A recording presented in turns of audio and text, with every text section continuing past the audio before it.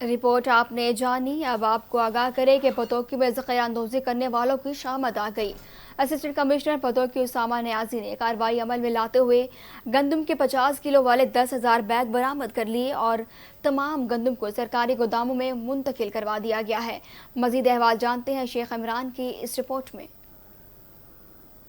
पत्तोकी में डीसी कसूर मिस आसिया गिल की खुसूसी हदायत पर असिस्टेंट कमिश्नर पत्तोकी उसामा शरून खान नियाजी की जखीरा अंदोजों के खिलाफ एक और कामयाब कार्रवाई। असिस्टेंट कमिश्नर पत्तोकी ने खुफिया इतला मौसूल होने पर कार्रवाई अमल में लाते हुए क्रैकडाउन किया और गंदम के 10,050 किलो वाले बैग बरामद कर लिए और तमाम गंदम को सरकारी गोदामों में मुंतकिल करवा दिया।